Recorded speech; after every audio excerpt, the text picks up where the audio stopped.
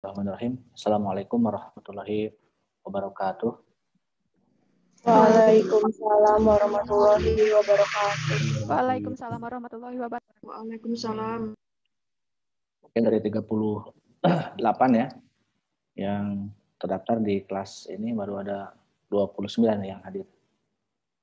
Silakan dimulai absennya ya. Oke, teman-teman semua di kelas C ya, akuntansi, kita sudah masuk ke minggu yang atau pertemuan yang terakhir ya, walaupun memang banyak materi yang tidak sempat saya bahas secara keseluruhan, tapi kan dibantu oleh tugas-tugas ya dan juga oleh pemaparan materi saya yang di-upload di YouTube, kemudian juga untuk perkuliahan kita ya di hari ini sampai bab 5 udah minggu lalu ya, pembahasan bab 5. Mungkin minggu ini saya akan bahas bab 6 dan juga mungkin mereview beberapa materi-materi penting yang saya kaitkan dengan konteks-konteks pembahasan. Untuk ujian sendiri ya, ujian akhir semester, karena memang Anda sudah punya gambaran waktu UTS ya, tidak jauh berbeda teknis pelaksanaannya. Ya memang dulu juga mayoritas kan lancar ya, itu hanya 1-2 orang yang ada kendala, tapi saya harapkan itu sudah mulai bisa ada pembelajaran sebelumnya waktu di UTS, ya tinggal bagaimana Anda ikut petunjuk aja kan selesai ya. Biar hari itu juga kan setelah selesai ujian, semua nilai atau nilai ujiannya telah langsung Anda tahu dan bisa terintegrasi masuk ke Google Classroom. Untuk tugas-tugas ya juga sambil saya jalan diperiksa ya. Termasuk tugas terakhir di bab 7 yang di kelompok itu kan ya. Sudah saya pantau semua kelompok. Tinggal nanti lihat aja nanti sampai pada menjelang ujian ya. Penilaian saya mungkin sampai sana. Dan materi-materinya pun sudah Anda kembangkan ya, baik dari sisi teori mungkin sampai juga apa yang saya harapkan ya diintegrasikan dengan masalah-masalah yang berkaitan dengan ilmu akuntansi. Oke, teman-teman semua, kita akan masuk bab filsafat ya. Sudah selesai filsafat, tapi dilanjutkan dengan sistem etika ya di bab 7 ya, di bab 6. Nah, sistem etika ataupun secara etika secara khusus ya, tentang etika sendiri udah saya uraikan di YouTube ya di beberapa minggu yang lalu. Tapi juga memang perlu saya mungkin luruskan, perlu saya juga jelaskan dalam konteks bagaimana kehidupan sesungguhnya, karena memang kalau etika kalau hanya dipelajari ya tanpa kita pahami secara dalam apa itu etika, sampai tadi nanti juga ada bahasan mengenai bagaimana etika politik ya, dan pendidikan politik ya, sebagai manusia, sebagai warga negara, sebagai mahasiswa juga harus Anda pahami. Oke, bahwa etika di awal juga saya sudah sama-sama Anda ketahui ya. Etika merupakan salah satu cabang dari filsafat ya. Jadi kalau filsafat merupakan bagaimana ya manusia itu sebagai makhluk yang berpikir, sehingga bagaimana ya, wujud ataupun manifestasi dari pikiran itu adalah tindakan ya, atau etika. Nah, bagaimana ini ajaran tentang moralitas ya. Di awal juga sudah Anda ketahui bersama bahwa etika ini berbicara tentang nilai ya. Value. Tentang norma.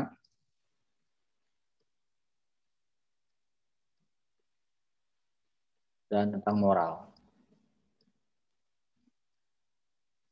Nah, bagaimana kita sebagai manusia itu memahami sampai ke menghayati ya tentang dimensi yang ada dalam diri kita sebagai manusia, sebagai makhluk yang memiliki pikiran ya, mindset untuk berbuat, untuk perbuatan ya.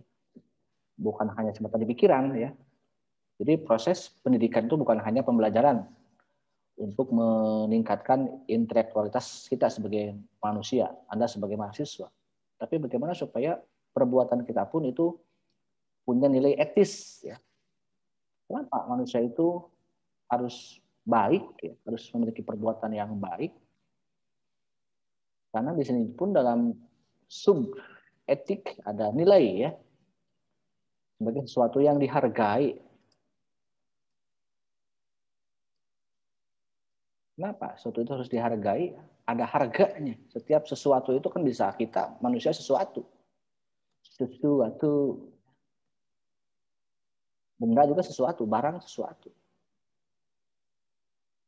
Emas dan batu 1 kilogram, mana yang lebih sesuatu?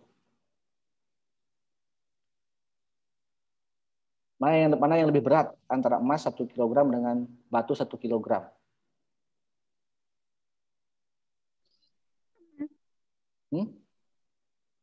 Sama. Kenapa sama? Kenapa sama emas 1 kilogram dan batu 1 kilogram? Ya, beratnya sama. Tapi ada bedanya nggak? Apa yang membedakan antara emas 1 kilogram dan batu 1 kilogram? Nilainya. Harganya, gitu kan? Sesuatu yang dihargai, berarti harganya berbeda. Harga emas berapa? 1 kilogram mungkin, atau 1 gram emas dengan 1 kilogram batu mungkin jauh, ya, bisa lebih jauh emas, gitu kan? Itu benda, ya, sama-sama mendapat beda harganya, beda nilainya. Silakan kalau Anda mau jadi manusia, mau seperti emas, mau seperti batu, gitu kan?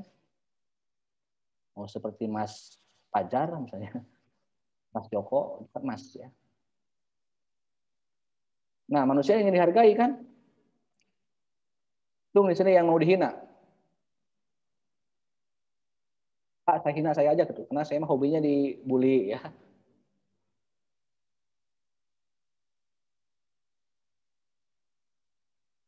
Yes, saya yakin setiap manusia itu ingin dihargai, ya.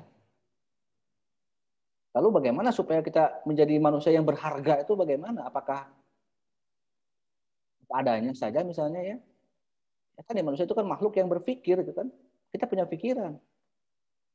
Maka dalam filsafat bukan hanya pikir, tapi kita punya kebenaran, ya. Kita mencari hakikat kebenaran. Kita punya hati nurani, kan gitu. Tentang apa yang harus kita perbuat sebagai manusia. Tentang baik atau buruk. Apapun, ya. Kalau Anda tidak mau dihina, kalau tidak mau direndahkan, supaya menjadi manusia yang berharga itu harus meningkatkan derajat nilainya, ya. Kualitasnya. Kita mau jadi manusia seperti apa supaya dihargai oleh manusia. Banyak kan jenis-jenis nilai, ya, dari Evers, dari Notonegoro juga itu di buku, ya, tugas-tugas sudah Anda kerjakan, ya. Misalnya contoh, ya, karena Anda orang ekonomi, misalnya nilai ekonomis, ya. Dalam kehidupan masyarakat, ya, manusia, kalau secara ekonomi kan tolak ukurnya kaya miskin, ya.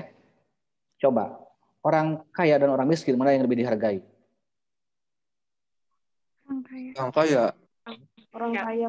Berarti tidak salah, Orang ya. kaya, Pak. Kalau manusia itu mencari kekayaan, menjadi orang kaya itu tidak salah, karena itu untuk meningkatkan derajat manusia supaya dihargai, kan gitu. Dan jadi orang miskin itu direndahkan, nggak diperhitungkan, ya. Ya, apapun faktanya seperti itu kan tidak salah, gitu kan, orang jadi kaya itu. Tapi kan bukan hanya itu, gitu kan. Untuk menjadi orang berharga itu bukan hanya kekayaan, ada nilai-nilai yang lainnya, nilai intelektualitas misalnya. Oke lah, mungkin saya tidak berhasil menjadi orang kaya, tapi paling tidak saya menjadi orang yang berilmu, menjadi orang pintar, menjadi orang yang juga kan dihargai. Coba orang bodoh dan orang pintar dalam kehidupan pasti lebih dihargai orang cerdas, ya, orang pintar. Apalagi itu jangan dengan kekayaan. Coba Anda jadi manusia mending jadi orang miskin bodoh atau mau menjadi orang kaya pintar? Kalau Anda mau milih. Kaya pintar. Kaya pintar. Oke lah, dua-duanya tidak tercapai misalnya. Paling tidak jadi orang baik aja lah. Jadi kan dia ada norma agama, ada norma kerohanian, ya.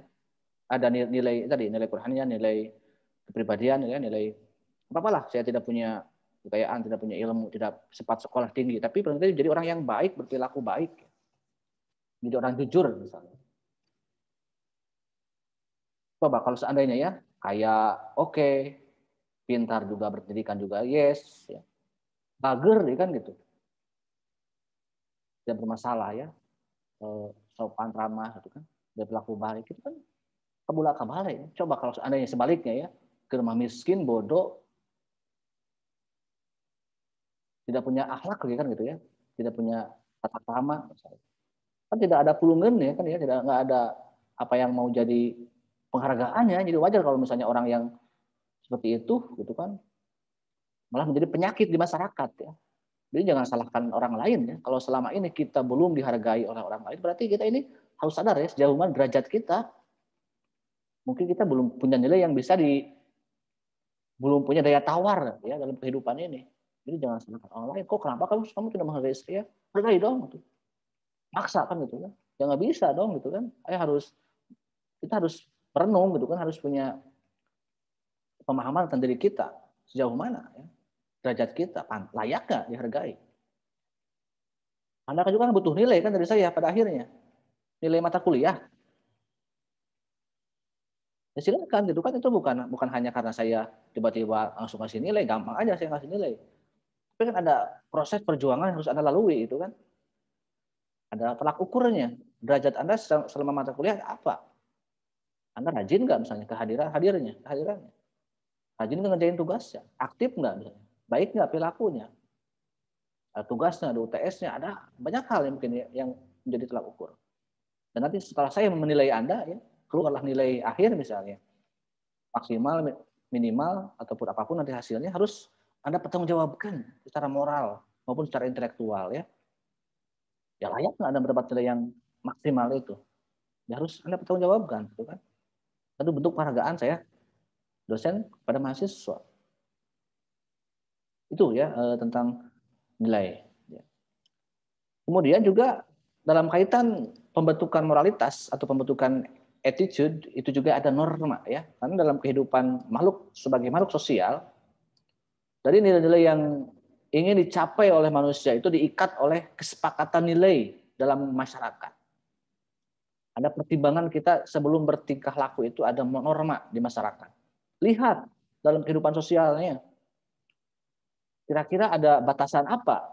Makanya ada berbagai macam jenis-jenis norma ya. Sopan santun, norma kesopanan. Jadi perbuatan yang A, B atau C ini kira-kira itu sopan tidak? Kalau misalnya ada diikat oleh hukum adat, ada norma adat dan istiadat. Menurut adat itu bagaimana? Ada juga norma agama. Kita diikat oleh komunitas agama, pemeluk agama, penganut agama. Kira-kira menurut agama itu baik nggak perbuatan perilaku atau perkataan itu? Dalam sebuah negara ada norma hukum. Menurut negara ini bagaimana? Ada perbuatan susila dan asusila misalnya. Kira-kira kalau kita mau berbuat itu melanggar norma-norma kesusilaan atau tidak? Itu ya. Jadi banyak pertimbangan ya yang akan menjadi perenungan kita ya. Daya pikir kita ini akan diikat oleh kehidupan sosial juga. Sampai kita memahami ya tentang moralitas ya. Tentang kita memahami diri kita, memahami lingkungan sosial kita sampai kita menjadi pribadi yang bermoral ya. Dalam teori pendidikan itu teori Bloom itu ada 3 ranah ya. Ada kognitif pikiran ya, afektif ya, dimensi pikiran yang dalam kemudian merasuk ke dalam jiwa sanubari hati nurani kan itu. Makanya dalam filsafat itu kan proses mencari kebenaran ya. Mencintai kan cinta dan bijaksana. Jadi cinta itu adalah kebenaran. Karena dalam simbolnya hati itu adalah salah satu zat ya dalam diri manusia yang jujur ya, yang kalau hati nurani itu kan jujur. Orang berbohong itu kan mungkin ucapan, perkataan, atau perbuatan. Tapi nurani tidak bisa mengatakan berbohong, pasti jujur nurani itu ya, sadar gitu bahwa saya ini berbohong tapi kepaksa misalnya ya, nggak jujur. Tapi kan nurani tetap akan berbenturan ya. Kalau orang sadar itu pasti akan merasakan ada gangguan nuraninya. Kalau kita sering berbohong. Orang jahat itu juga, misalnya orang penjahat itu juga, pasti dia itu tahu nuraninya, dia mengatakan tidak baik mencuri, merampas, merampok, membunuh itu. Tetapi ya keadaan mungkin harus tidak sempat, tidak mau menggunakan hati nuraninya gitu. Jadi ya itu manusia ya. Sampai pada akhirnya kita di sini akan membentuk, ini kan ajaran moral ya, tentang sikap kita sebagai perilaku. Nah, nanti kalau kita sudah memiliki pemahaman diri kita sebagai pribadi yang beretika itu, nanti akhirnya ada kepribadian ya, karakter. Makanya ini mata kuliah ini sebenarnya tujuannya kan membentuk karakter bangsa, nation character building ya. Lalu bagaimana kita ini menjadi orang yang membentuk karakter bangsa itu dari mana memulainya? Nggak tiba-tiba misalnya bangsanya bagus, enggak, dari pribadi-pribadi kita. Mau nggak menjadi orang yang baik sebagai warga negara? Supaya kita dituntun menuju ke arah menjadi orang yang baik ya. Etika ini ke sini. Mindset ya. Kalau kita bicara psikologi kan pikiran ya, attitude, mindset, pola pikir mungkin ya. Plus attitude itu akan sama dengan karakter building. Jadi sebenarnya simpel aja kalau kita mau sederhana ya dalam perbuatan ini. Kita ini dalam berbuat ini berpikir dulu nggak gitu kan? Karena apa yang kita pikirkan atau apa yang kita renungkan sebagai suara hati gitu ya. Tergantung suara hati dan suara pikirannya manusia itu kan sebenarnya perbuatan manusia itu. Kalau pikirannya baik, kalau nuraninya memang sudah terpupuk rohaninya gitu kan, berarti yang keluarnya pun akan berbaik pula gitu kan. Jadi orang itu dalam tindakan manusia itu memang bisa karena dia berbuat, karena berpikir dan punya hati nurani, ya, menggunakan hati dan pikirannya, atau hanya menggunakan salah satu atau salah dua, ya gitu. Berarti tidak kedua-duanya, gitu kan? Dia tidak berpikir dulu, tidak merenung dulu, langsung aja berkata berbuat. Nanti tapi ada konsekuensinya dari perbuatan itu, karakter ya. Dicap aja, kamu mah berdegong, kamu mah pemarah ya. Orang dikatakan pemarah, pendiam, energik, posesif, pencemburu. Berarti kan yang dominannya tergantung mana yang sering keluar kan. Kalau misalnya kita sering perilaku kita yang muncul keseringannya marah-marah, berarti kita pasti karakternya dianggap pemarah. Kalau kita misalnya karakternya pendiam, penyabar, berarti mungkin orang akan melihat bahwa yang dominannya adalah sabar. Tergantung yang sering keluar gitu kan. Tapi kan bukan berarti orang yang pemarah juga tidak bisa diam, ya bisa aja dia itu tenang. Tergantung dia mana yang situasinya itu. Makanya ini adanya kesadaran di sini ya. Sebagai manusia kalau berbicara etika adalah perbuatan yang penuh kesadaran. Makanya dalam proses pendidikan ini harusnya kita ini upaya sadar kan gitu ya. Supaya sadar sebagai manusia.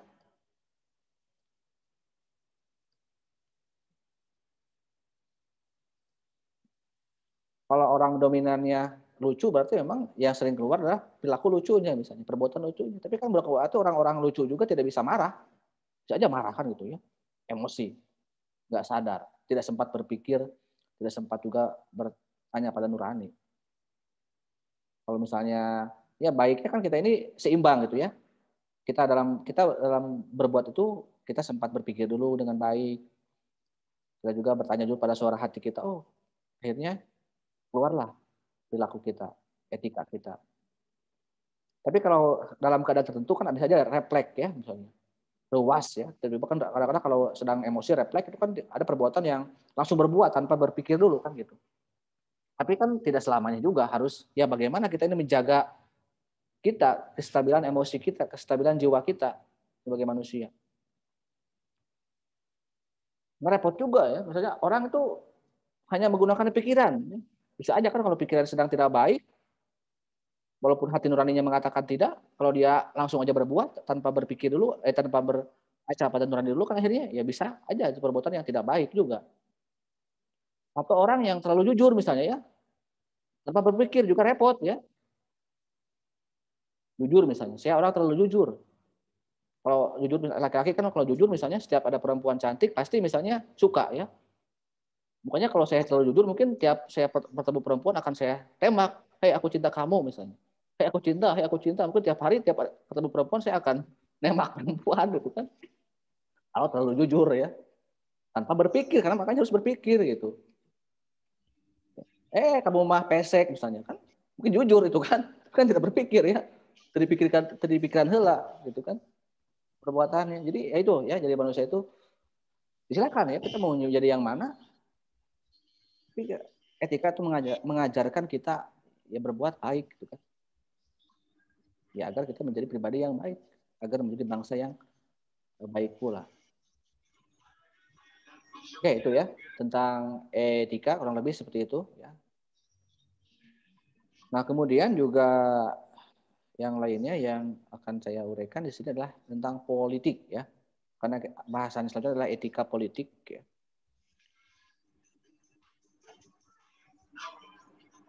Tapi sebelum kita memahami etika politik, kita pahami dulu politik.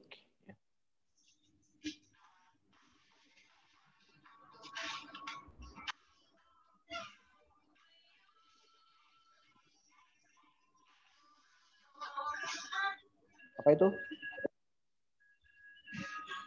Politik itu berbicara apa saja? Coba Akmal, Ulhak hadir. Coba yang off cam-nya akan saya tanya. Minimal ada suaranya kedengar ya. Akmal hadir? Hadir, Pak. Nah, kalau berbicara politik, apa yang Anda pahami tentang politik? Satu kata aja. Kira-kira berkaitan dengan apa?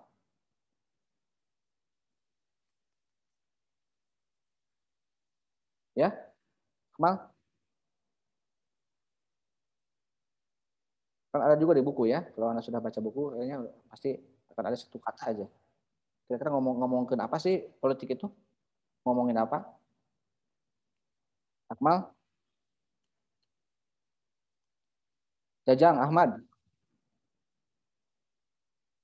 Hadir, Pak. Politik itu berbicara apa aja? Kalau menurut saya politik berhubungan dengan pemerintahan, Pak. Pemerintahan. Government ya. Ya.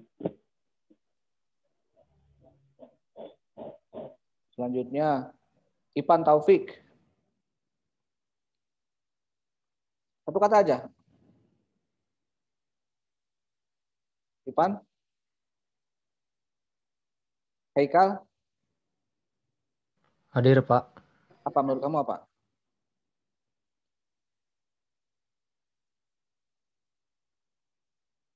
Langsung dijawab, satu kata. Elisa? Tentang kenegaraan. Oke, kenegaraan, pemerintah. Tadi Dita Nanda?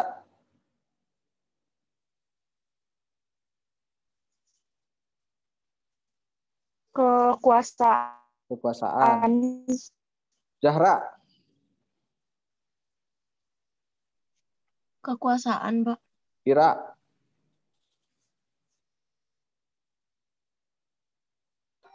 Apa Ira? Tentang negara. Negara. Mila?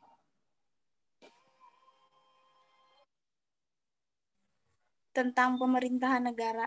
Rizky? Partai, Pak. Partai. Rini?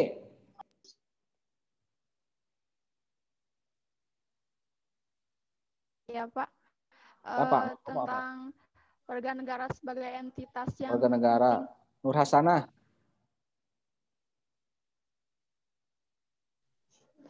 Sebagai hukum.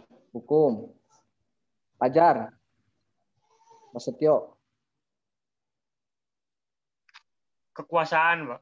Kekuasaan. Robi? Ketatanegaraan. Ketatanegaraan. Ajwar? Ajis?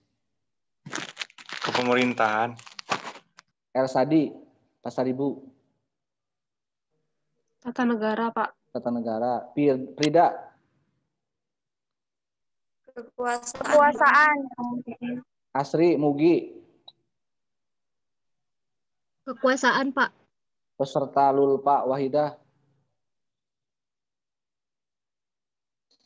Kekuasaan, Pak. Nadira, Pemerintahan. Galih, Pemerintahan, Pak. Irfani, Nur Muhammad, Pemerintah, Pak. Pemerintahan. Naila,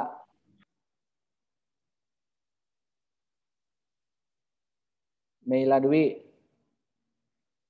Demokrasi, Pak. Demokrasi. Ayu ready? Ayu Nopianti, Kekuasaan, Pak. Indah, Pemerintahan, Pak. Bima, Pemerintahan, Pak. Nisa, Kekuasaan, Pak. Rida, Kekuasaan, Pak.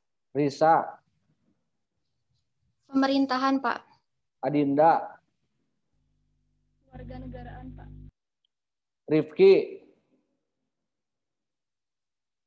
Ketatanegaraan, Pak. Raden, Putri. Pemerintah, Pak. Oke. Pemerintahan, negara, ya, ketatanegaraan, jadi ada banyak variatif jawabannya. Ada juga tentang hukum, demokrasi,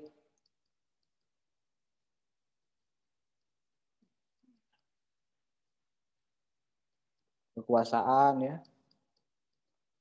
Ada juga tentang warga negara dan sebagainya, ya. Oke, kalau memang secara umum kalau ditanya politik ya pasti manusia berbicara politik secara praktis. Sebenarnya ini kan politik praktis, ya. Kalau bicara kekuasaan dalam konteks kehidupan bernegara. Tapi sebagai manusia tentunya kita juga sebenarnya makhluk yang berpolitik, ya. Jadi bukan hanya terikat oleh kehidupan politik secara praktis saja untuk kekuasaan, perebutan kekuasaan. Betul, memang politik praktis berbicara kekuasaan untuk negara, pemerintahan, ya. Tapi sebagai manusia kita pun sebenarnya makhluk yang berpolitik. Zon politikon.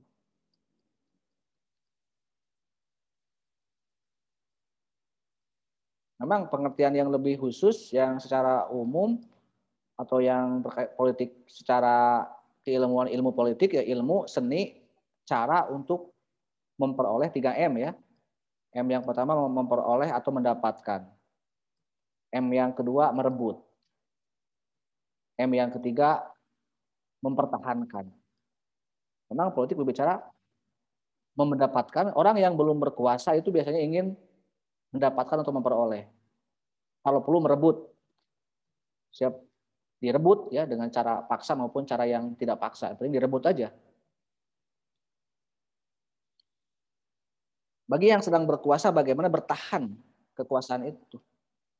Itulah manusia kalau sudah berbicara kekuasaan pasti cenderung ingin terus berkuasa selama-lamanya. Kalau nggak percaya, waktu zaman kerajaan, raja kan tidak mau melepaskan kekuasaannya sebelum dia mati kan. Maka setelah dia mati pun atau menjelang mati pun harus ada tahta pewaris kerajaannya. Apakah keturunannya dan sebagainya. Kan itu feodalisme ya, dibentuk oleh sistem kekuasaan. Itulah politik praktis ya di era feodalisme.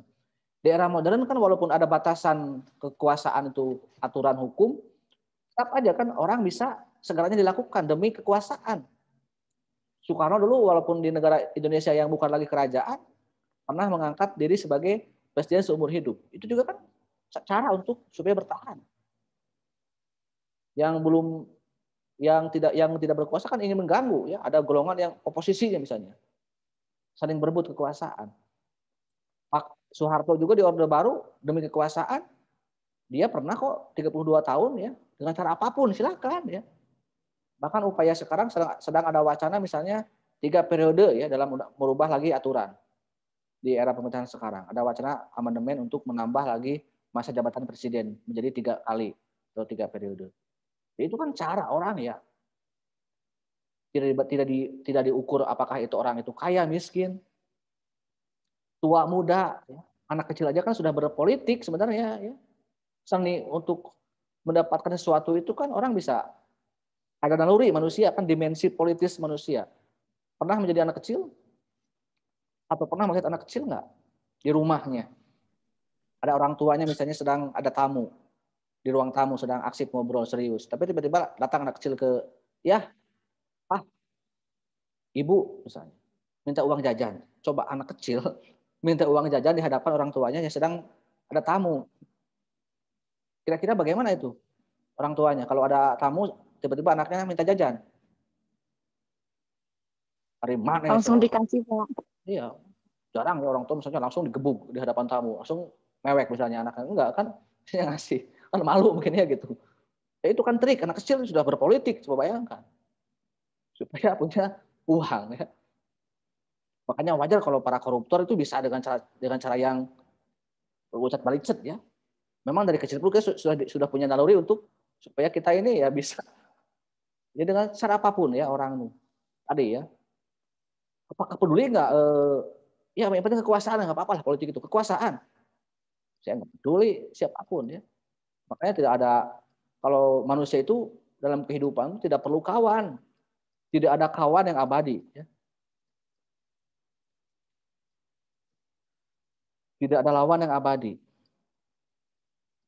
Nggak ada yang abadi kok. Pertemanan, persahabatan, permusuhan, itu nggak ada yang abadi. Kadang-kadang ya bisa, esok kita berteman, besok kita lawan.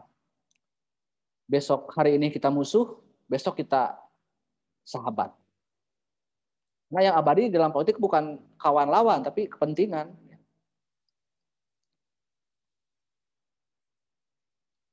Kenapa sih orang itu ingin berkuasa sampai ke mempedulikan, tidak peduli kapan lawan, kapan kawan ya, demi kekuasaan. Kalau Anda sedang diskusi musyawarah misalnya di kelas ataupun di organisasi atau dengan teman-teman, Anda punya pendapat, punya ide. Kira-kira ide Anda lebih suka diterima atau ditolak? Ah, nggak setuju nih, jelek pendapat kamu. Atau bagus nih. Kira-kira mana yang Anda sukai? Diterima atau ditolak? Diterima. Kenapa? Diterima, Pak. Kenapa diterima lebih suka daripada ditolak? Kenapa lebih suka diterima? Karena merasa dihargai. Ya iya, ini manusia kan. Ini dari ditarik ke etika juga kan, ini kan ingin dihargai, nggak ada yang dihina. Ya. Makanya wajar kalau di sini manusia itu punya, karena kita merasa akan punya pengaruh, punya penghargaan, kan itu kebanggaan. Orang sudah kaya misalnya tadi kan, sudah mungkin urusan harta mah uangnya tidak berkode katanya ya, tidak berseri, uangnya sudah saking penumpuknya, punya di mana-mana. Tapi kalau belum berkuasa kayaknya getek gitu ya manusia itu. Apa buktinya? Banyak coba Anda lihat para pengusaha ya sukses ya, para konglomerat. Mungkin juga Pak Jokowi juga dia orang sukses ya sebagai pengusaha. Apalagi juga mungkin Pak Prabowo, Pak Sandi ya. Kenapa sih ingin berebut kekuasaan? Bahkan juga para pemilik media-media ya yang mainstream di kita, Surya Paloh, Abu Rizal Bakri, Haritanu, hampir semua lah pemilik media itu kalau tidak dia masuk partai politik, berarti dia itu merapat ke kekuasaan. Kenapa sih sudah kaya kok ingin getek berkuasa? Genit ya. Karena dimensi kekuasaan itu berbeda dengan dimensi harta. Harta tahta itu akan selalu beriringan ya. Sudah kaya belum punya jabatan. Itu manusia masalahnya ya. Nggak bisa kita larang ya. Mau pengusaha, mau rakyat, mau ulama. Makanya saya kurang setuju kalau misalnya agama mah jangan dibawa-bawa ke ranah politik. Kata siapa? Para ulama tidak boleh berpolitik. Semua manusia itu dimensinya politis semuanya. Ini harus saya buka aja, nggak apa-apa ya gitu. Karena semuanya manusia itu apapun ya. Mau kaya, mau miskin, mau pendidikan, mau tidak, yang penting dia punya ingin kekuasaan. Bahkan dengan segala cara ya. Para filsuf-filsuf Yunani di zaman Cicero ya, bahkan di abad pertengahan ada Machiavelli ya, tokoh-tokoh politik, John Locke tuh, saya membuat sebuah teori politik untuk mendapatkan kekuasaan itu boleh menghalalkan segala cara. Karena manusia itu seperti serigala yang akan memangsa manusia yang lainnya. Homo homini lupus ya, seperti itu ya. Istilah Islam banyak sekali mengajarkan supaya berkuasa dengan cara apapun. Gak peduli kawan, gak peduli lawan. Kalau perlu saya bunuh aja orang yang mengganggu. Orang saling membunuh demi kekuasaan. Siapa yang dibunuh? Bisa musuhnya, bisa temannya, bisa saudaranya, bisa orang tuanya, bisa anaknya. Kalau sudah berbeda kepentingan, kalau manusia sudah buta pada kekuasaan, segala yang dilakukan. Lalu apa hikmahnya bagi kita? Sebagai manusia kan secara filosofi apa itu manusia? Makhluk yang misterius manusia itu. Penuh misteri ya. Makanya jangan percaya sama manusia. Karena punya teman. Jangan percaya sama teman, ngapain percaya sama teman? Jangan terlalu percaya maksudnya. Jangan terlalu setia sama teman, sama pacar, sama pasangan. Ngapain setia sama pasangan? Saya juga saya ini bukan tipe cowok setia loh ya. Jujur aja. Bukan tipe cowok yang mudah percaya sama perempuan. Ngomong, wah dulu juga banyak perempuan. Aku mencintaimu selama-lamanya. Hari Senin ngomong gitu ya. Hari Selasa mengkhianati coba ya. Bohong manusia itu ya. Hari ini setia, besoknya mengkhianati. Ya itulah manusia juga pada itu ya. Makanya kalau punya teman jangan terlalu setia ya. Jadi kalau Anda membenci seseorang jangan terlalu membenci. Jadi kalau Anda membenci saya sebagai dosen, saya benci Bapak. Sampai ditutup videonya kalau Zoom ya gitu. Saking benci sama saya. Jangan terlalu benci sama saya manusia. Mungkin besok Anda akan menyukai saya. Sebaliknya juga kalau Anda menyukai saya jangan terlalu berlebihan. Yang biasa-biasa aja. Mungkin besok Anda akan benci sama saya. Juga sama yang lainnya. Kan gitu ya. Makanya nggak heran kan dalam politik itu tiba-tiba misalnya kok Pak Prabowo Sandi masuk ke kolam misalnya, masuk ke istana. Kan dulu rival di Pilpres. Pak Prabowo kan dua kali Pilpres. Wah, sama Pak Jokowi ya, berdebat di Pilpres. Sampai banyak dukungan yang terbelah, cebong kampret ya gitu ya. Tiba-tiba setelah Pilpres 2019 masuk ke istana Pak Prabowo. Setahun kemudian Pak Sandi masuk ke istana. Lalu apa? Kirain mau bermusuhan terus ya, berbeda terus dalam konteks musuh itu dalam konteks perbedaan ya, bukan hanya musuh seperti perang. Apa aja ya dalam kehidupan kan kita berbeda pendapat lawan akhirnya kan gitu ya. Kalau kita satu pendapat satu gerbong berarti kawan gitu. Mau dalam konteks musuh keras atau musuh biasa ya, tapi itulah dinamis ya kehidupan politik itu. Tetapi tadi ya terkadang ya politik seperti itu karena tidak mengenal kawan, tidak mengenal lawan. Lalu apakah memang harus seperti ini terus politik itu? Coba kalau Anda menjadi manusia ya. Kadang-kadang kamu mendekat dengan si Anu. Sudah nggak butuh lagi jauh ke dijauhan. Tapi sudah butuh lagi dekat lagi. Kira-kira kalau Anda jadi manusia seperti itu, kira-kira enak nggak? Disukai nggak sama orang? Misalnya Nadira sedang dekat sama Elsadi ya, dekat banget soulmate ya, seperti sepasang pinang di belah 4 misalnya gitu ya. Tapi tiba-tiba misalnya sudah berbeda, akhirnya dekat lagi dengan Nisa yang Elsadi dijauhi. Sudah jauh dengan Nisa, balik lagi. Ya kumaha lah, kalau butuh dekat, kalau jauh, kalau nggak butuh dijauhi misalnya. Apakah baik ya orang seperti itu? Lalu ngomongin ke gorengan anak bisa wah akhirnya ya kan dalam politik kan seperti itu ya orang kadang-kadang gitu ya. Kalau sudah dekat, sedang dekat berbutuh makan menjilat. Bapak itu bagus, merakyat, saya dukung Bapak. Jadi menteri oke, jadi pejabat ya. Dipecat jadi pejabat, wah si Bapak ini, wah. Itu ya. Tapi kenapa pun boleh ya dalam politik itu. Karena memang bahkan sampai membunuh pun, saling membunuh pun silahkan gitu. Dalam politik praktis seperti itu. Mungkin juga dalam kehidupan nyata juga manusia dalam kehidupan sederhana seperti itu. Ya, tapi apakah itu memang harus jadi orang seperti itu? Lalu dengan kita serem, kan ini kita etika baik, buruk ya. Tapi politik mengajarkan orang untuk berkuasa dengan cara apapun ya. Dan banyak contoh-contohnya, banyak kasus-kasusnya. Apapun politik itu penting ya. Karena politik ini akan menentukan nasib negara dalam politik praktis. Orang berpolitik untuk kekuasaan negara. Kekuasaan, kita anggap ini kekuasaan ya, yang mengurus negara, kekuasaan negara. Organisasi kan negara itu. Ada yang mengurusnya itu dari mana? Dari politisi. Dari sini.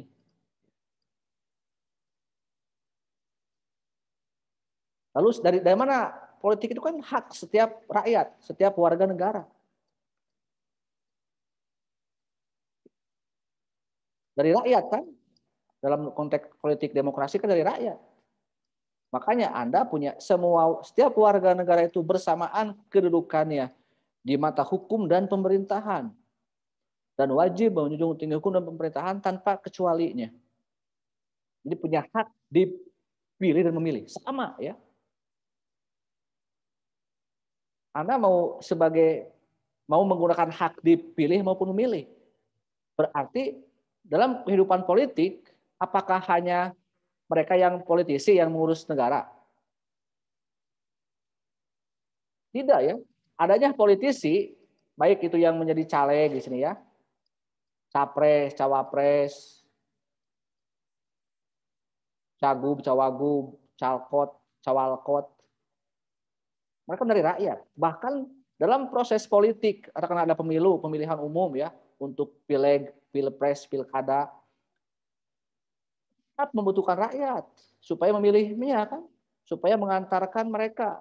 Makanya kalau politik itu kan ada yang masuk partai politik, ada yang masuk ke dunia politik aja ya, anggota partai, tim sukses. Coba kalau seandainya hanya ada calon, pendukung, tim sukses tanpa ada rakyat, bisa nggak berjalan politik? Ya tetap butuh suara rakyat. Makanya setiap manusia itu berpolitik. Yang saya sebut tadi zon politikon. Kalaupun kita bukan sebagai politisi, kita kan mungkin jadi tim sukses, pendukung, anggota, timnya jadi alay gitu ya. Atau nggak apa-apa lah, saya tidak mau ikut-ikutan menjadi caleg, capres, apalagi menjadi pendukung. Saya mau jadi pemilih aja. Ya itu juga sikap politik, sudah berpolitik dengan memilih, menggunakan hak pilih. Nggak mau lagi, sudah mau lagi ya ngapain lah. Mau siapapun yang jadi pemimpin, presiden, bupati, wali kota, gubernur, anggar keneh wae sia nasibnya biasa gini-gini aja nasib kita aman.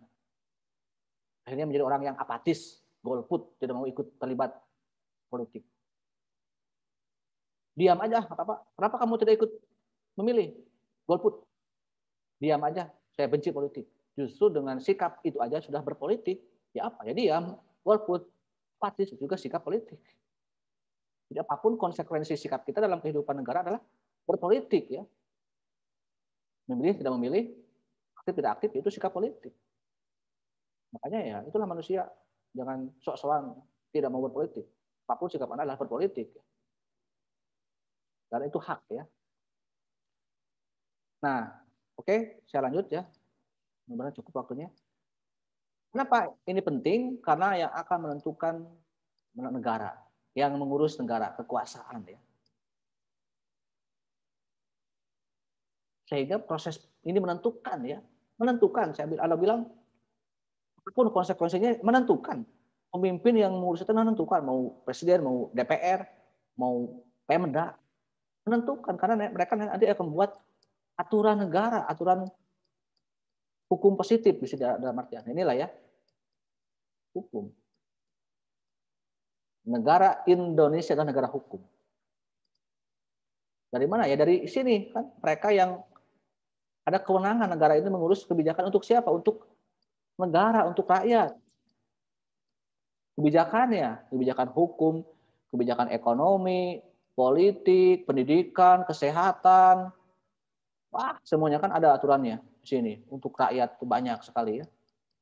Dari sini kan awalnya, di proses politik juga ya. Di proses politik. Bahkan yang mengurus urusan bagaimana cara melaksanakan pemerintahan negara juga diikat oleh aturan hukum di sini ya. Berarti kalau begitu hukum dari mana ya? Dari Sini kan dari para pejabat negara, dari kewenangan yang dibagi-bagi kewenangannya. Dari mereka, dari sini kan dari proses politik. Berarti hukum juga adalah produk politik. Hukum tertulis ya. Jadi untuk ini kan gitu. Makanya dalam konteks kehidupan bernegara, seharusnya negara itu kalau sudah menjadi politisi itu untuk negara ya, bukan untuk kelompok politiknya. Oke, memang proses politik ya, ada pileg, pilpres, pilkada. Tetapi kalau sudah terpilih menjadi pemimpin, eksekutif maupun legislatif maupun yudikatif, mereka itu negara loh, ingat ya, bukan lagi mengatasnamakan golongan-golongannya, kelompok-kelompok partainya, karena mereka pun dibiayai oleh rakyat kan dari sini kan, sama baik itu yang pro, yang kontra ya, yang setuju, tidak setuju kan, partai merah, putih, hitam, putih siapapun ya, ormas A, B, C siapapun sama-sama membayar kewajibannya ke negara, pajak ya. Siapapun kan dipungut pajak ke negara. Sehingga mereka ketika penguasa itu diberikan amanah. Memang tadi lagi proses politik, tapi kalau sudah punya amanah, mereka itu harus menutup mata telinganya. Jangan lagi membeda-bedakan mana pendukung saya, mana bukan pendukung. Mana yang berbeda pendapat, mana yang sama pendapat. Semuanya harus dipukul rata sebagai warga negara, bukan lagi warga, bukan lagi untuk golongannya. Itulah salah satu gambaran konsekuensi dalam kehidupan bernegara ya. Harusnya ideal seperti itu. Tadi kita kembali lagi ke masalah urusan politik ya. Dengan berbagai macam cara orang berkuasa, berebut kekuasaan, saling sikut sana, sikut sini. Tanpa kecuali, tanpa ampun. Bahkan sampai ada money politik ya. Pakai uang, nyogok sebagainya. Mereka jadilah penguasa.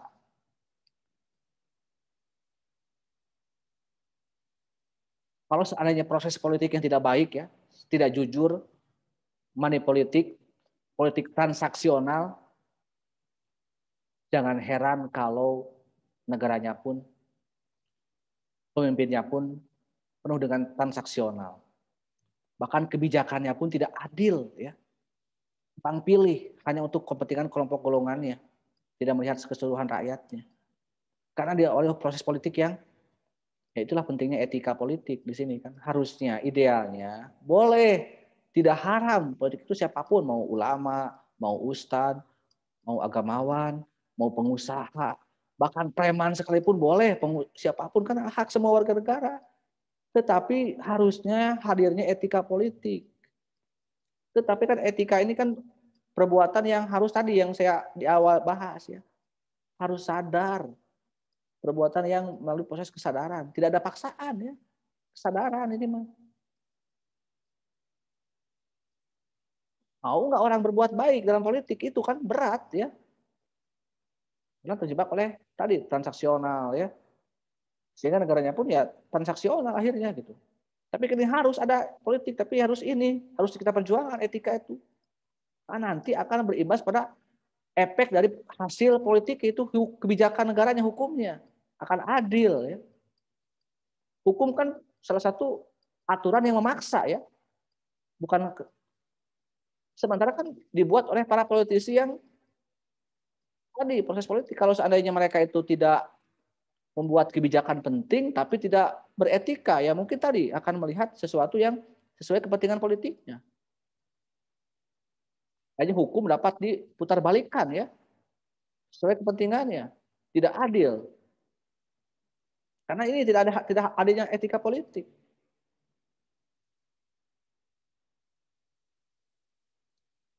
Jadi ini ya perbuatan kita ini harusnya berimbang. Kita taat pada negara, taat pada hukum, hukumnya juga harus adil gitu kan. Dari mana harus ini dulu yang kita pupukkan, moralitas dulu. Baik itu kita, pejabat juga harusnya seperti itu kan. Makanya yang kita pilih harusnya yang beretika, yang bermoral ya. Harusnya. Ya. Biar bisa mengelola negara dengan baik, membuat aturan juga yang baik. Tapi kan akhirnya banyak persoalan dalam kehidupan bernegara, berbangsa ini ya. Lemahnya moralitas bangsa. Karena orang Ada tidak melanggar hukum, betul. Tapi kan selain hukum ada moral.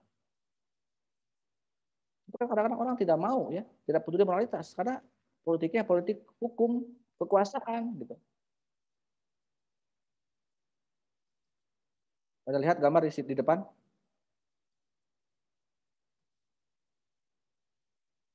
Gambar apa ini? Coba semuanya lihat dulu.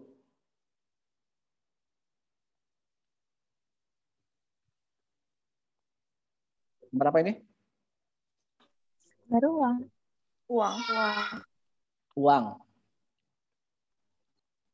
Lalu kemudian uangnya berapa tuh? 10.000. Lalu apa masalahnya dengan uang 10.000 yang digambar di depan Anda itu? Korupsi uang korupsi. Jadi ada kasus korupsi ya. Siapa yang korupsi? Yang kemarin ramai ya di akhir tahun. Mantan Menteri Sosial. Emang salah korupsi? Kan dia Menteri Sosial, dia mengurus masalah sosial, dia mengurus bantuan sosial. Emang salah? Kan cuma 10.000 yang diminta oleh Pak Mensos itu. Emang kurang gede gitu? Coba jawab. Kurang gede ya? Cuma minta 10.000.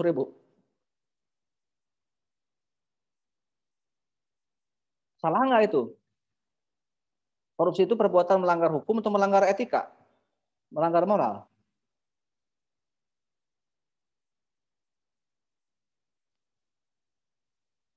Korupsi itu perbuatan yang baik atau yang buruk? Perbuatan buruk. Salah atau benar? Secara hukum? Salah. Makanya saya tanya, melanggar hukum, melanggar etika? Dua-duanya. Dua-duanya dilanggar ya.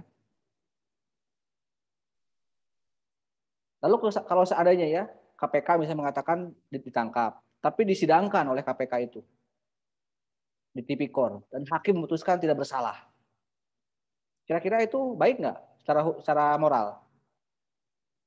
Terbukti misalnya ya, kerugian negaranya ada, korbannya ada, ya rakyat kan? Kan dari 300.000 katanya harga aslinya 170.000 ya, itu kan majalah Tempo bukan kata saya. Ya, Anda boleh lihat di YouTube ya, di Tempo Media yang menelusuri kasus bansos itu. Berarti ada selisih 130.000 yang katanya menyebar ke partai penguasa ya. Termasuk Pak Mensos yang minta jatah 10.000 dari 2.700.000 paket sembako yang akan dibagikan, harus dibagikan pada masa pandemi corona ya, COVID kemarin. Jelas misalnya, tapi hakim kan ini belum terbukti secara hukum kan? Karena negara kita negara hukum. Seandainya ini ya, seandainya hakim memutuskan Pak Menteri tidak bersalah secara hukum, walaupun bukti-buktinya kuat, kira-kira secara moral bagaimana? Baik nggak? Secara etika? Ya makanya ya harus betapa beratnya ya pertimbangan moral itu kan gitu ya. Misalnya begini ya, Pak Mensos punya keuntungan dari korupsinya misalnya ini ya. Dia hanya menyogok hakim supaya tidak dibuatkan masih banyak keuntungan misalnya. Masih banyak lah sisa dari korupsinya untuk membayar hakim atau siapapun yang penegak hukum di pengadilan. Kayak sogok misalnya. Hanya memutuskan tidak bersalah kan kalau hukum mengatakan tidak bersalah ya nggak bisa ngapa-ngapain lagi. Karena sanksi moral kan tidak berlaku ya. Secara tertulis, tidak paksa kan. Tapi kan makanya para politisi itu kadang-kadang tidak punya moralitas, maaf, kadang-kadang tidak punya rasa malu gitu kan. Karena mereka mungkin hanya berpatokan pada hukum, pada aturan. Yang padahal dibuat oleh mereka sendiri kan gitu. Coba kalau kita renungkan ya, apakah para koruptor itu mereka itu tidak sekolah? Saya lihat Pak Edi Prabowo ya maupun Pak Batubara, Pak Julian Batubara, maaf kalau dari sisi pendidikan orang-orang hebat semuanya ya.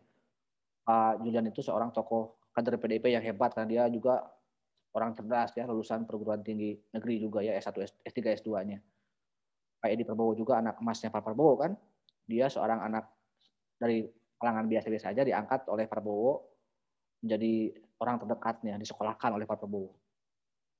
Bahkan sampai S2, S3 juga di luar negeri. Masih muda ya kedua-duanya kan masih muda tuh.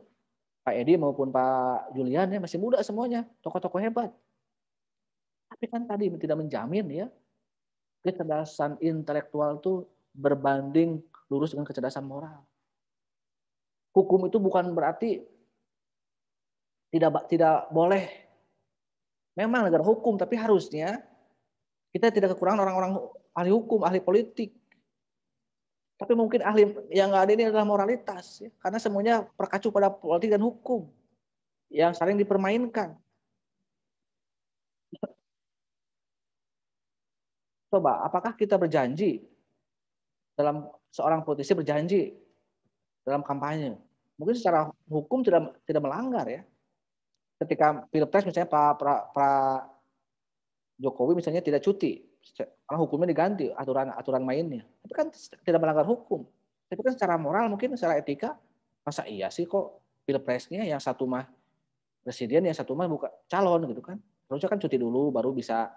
Kan etikanya harus dipakai juga walaupun dalam membuat aturan itu biar adil gitu kan ya. Atau kasus misalnya, Anda mungkin pernah mendengar dinasti politik ya. Dulu itu ada larangan misalnya kalau misalnya ada penjabat, anaknya atau istrinya dia ingin jadi pejabat lagi, ikut lagi di pilkada maupun di pemilihan umum ya, yang berbasis politik eksekutif. Supaya tidak ada tarik kepentingan. Kalau anaknya sedang menjabat, jangan ikut-ikutan. Tapi kan hukumnya dirubah tahun 2016 oleh Mahkamah Konstitusi. Akhirnya anak pejabat sekarang boleh untuk menjadi politisi lagi, calon lagi. Ya seperti halnya mungkin yang terjadi di saat pilkada kemarin ya. Ini contoh aja ya. Adanya misalnya Pak Gibran dan Pak Bobi Nasution di Solo dan di Medan. Secara hukum apakah itu melanggar hukum nggak? Ya tidak melanggar hukum. Karena memang aturannya tidak ada larangan untuk calon anak presiden misalnya menjadi calon kepala daerah atau menantunya. Tapi mungkin secara moral, etis, masa iya sih gitu kan, ayahnya presiden, nanti anaknya wali kota, menantunya wali kota. Kalau nanti ada rapat di istana, rapat negara atau rapat keluarga kan gitu. Jadi akhirnya ada perasaan anggapan yang mungkin kurang sreg gitu kan. Jadi itu yang harus kita pahami ya. Ini betapa lemahnya moralitas. Ya mungkin ini salah satu beratnya berbuat moral gitu ya, etika itu karena memang harus dengan penuh kesadaran gitu kan. Tolak ukurnya.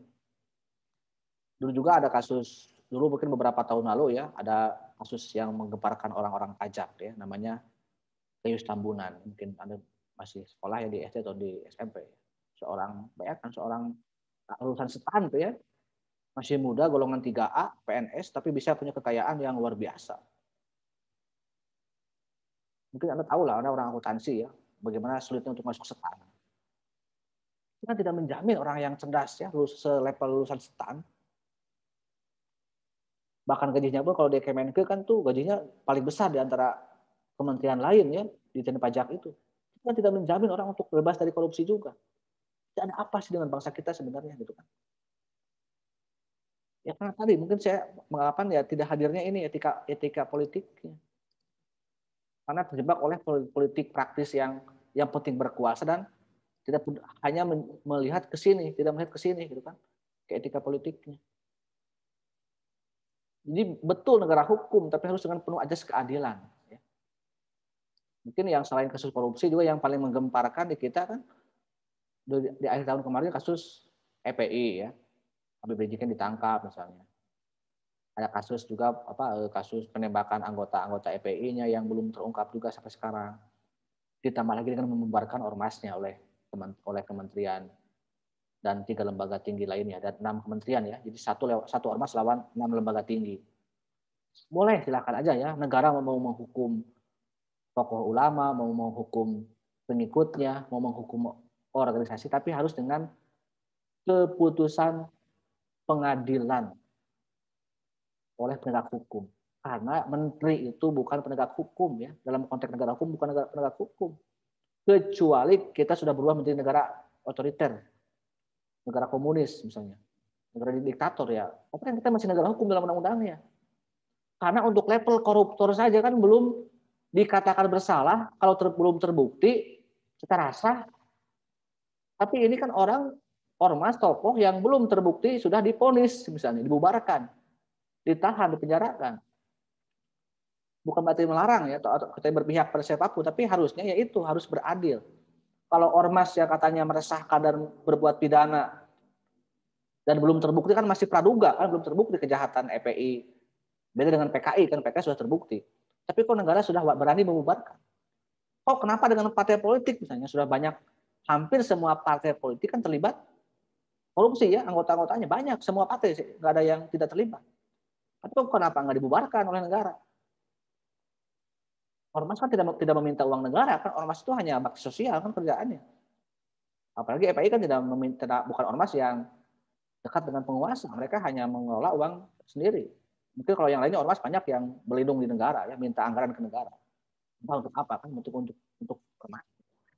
Makanya silakan aja siapapun ya dihukum siapapun boleh, tapi harus dengan ada sense of justice-nya gitu ya. Jadi harus ada rasa keadilannya. Karena koruptor saja kan tadi belum dikatakan bersalah kalau memang belum terbukti. Apalagi rakyat yang memang apa sih yang kita rugikan dari perbedaan pendapat misalnya. Ada ormas yang berbeda pendapat dengan negara. Apa ruginya ke kita kan? Beda dengan koruptor misalnya. Itu yang harus kita pahami secara adil ya. Boleh Anda suka tidak suka pada siapapun itu kan, tapi harus fair dan adil ya, termasuk juga negara. Ya. Jadi banyak hal yang harus kita renungi bersama ya, bahwa antara politik ya, antara etika, antara hukum ya, kadang kalau tidak seimbang, kalau tidak berimbang ya akan seperti ini terus gitu kan. Dan bangsa yang besar itu, bangsa yang maju itu karena memang mereka paling tidak punya kejujuran ya. Tentang mana yang salah ya katakan salah, yang benar yang katakan benar gitu. Jangan hanya sampai menutupi kelemahan, kekurangan diri kita ya. Dan salah dalam mengambil langkah-langkah penegakan hukum ya. Karena memang tentunya moralitas itu lebih penting daripada hukum itu sendiri. Ya. Dan di kita memang kalau bicara korupsi yang tadi ya akibat mungkin pelanggaran moralitas yang remah ya. Dengan hukum juga yang mungkin kadang-kadang tidak adil ya. Dan secara jenis kejahatan ya di kita ini yang dianggap kejahatan luar biasa tuh korupsi tidak termasuk ya. Ingat ya. Korupsi itu tidak termasuk extraordinary crime di kita. Karena yang dianggap kejahatan luar biasa di kita itu baru tindak pidana teroris dan narkoba. Itu kejahatan yang sampai hukuman mati. Sementara koruptor ya katanya ya belum gitu. Bahkan hukumannya pun ya masih jauh lebih berat daripada mungkin tadi tahanan politik ya. Banyak kan orang yang hanya karena berbeda pendapat misalnya ya. Bahkan ada yang sudah terbunuh kan anggota laskarnya ya, anggota EPI-nya. Bahkan pimpinannya pun mungkin sering sekali padahal kan hanya pelanggaran protokol kesehatan ya, bukan pelanggaran pidana. Kalau Habib Rizik misalnya dia terbukti teroris kan, nggak ada hubungannya dengan teroris ya, cuma berbeda pendapat aja. Hubungannya tidak ada dengan narkoba, dengan korupsi. Tapi kan begitu kencangnya negara terhadap pihak yang berbeda pendapat. Tapi sekali lagi ya silakanlah Anda boleh merenung, Anda boleh berpikir tentang sejauh mana perkembangan bangsa kita. Ya, kita berharap ya ada perbaikan, ada perubahan, ada keadilan tentunya kan gitu ya. Atau paling tidak kita menjadi generasi yang bisa ya menanamkan nilai kejujuran ya. Saya tidak khawatir Anda menjadi pribadi yang intelektual ya, yang cerdas secara akademik karena memang masih banyak mata kuliah yang Anda hadapi. Buku-buku juga masih banyak yang akan Anda baca mungkin nih selama 3 tahun, 4 tahun ke depan. Tapi untuk menjadi pribadi yang bermoral ya, pribadi yang beretika ya ini berat saya juga ya. Mudah-mudahan lah saya berhasil, bukan berarti saya ini berharap kalau ukur saya berhasil mendidik Anda ya paling tidak ya Anda sendiri yang menentukan ya. Lewat mata kuliah ini yang memang saya beratnya di sini ya. Mudah-mudahan Anda bisa istiqomah ya dalam kebaikan. Itu mungkin sekian ya dari saya. Mohon maaf apabila selama perkuliahan banyak hal yang mungkin kurang Anda suka, kurang Anda terima. Tapi sebisa mungkin saya memberikan apa yang saya pahami dan apa yang saya ketahui ya secara akademik ya. Secara ilmu yang saya geluti dari bidang ini ya. Saya bukan pejabat negara, saya bukan politisi juga, ya saya berbicara apa adanya tentang untuk kebaikan bersama, ya, biar terbuka wawasan dan pikiran kita. Oke, sekian dari saya. Assalamualaikum warahmatullahi wabarakatuh. Ada yang mau berkomentar? Waalaikumsalam. Belum saya tutup. Kalau cukup ya udah, saya tutup aja. Sudah cukup jelas ya uraiannya? Jelas, Pak. Ya udah ya. Jelas, Hal lain tinggal tunggu aja waktu ujian. Siapkan aja apa-apa yang sudah saya sampaikan semuanya ya. Oke, saya tutup aja.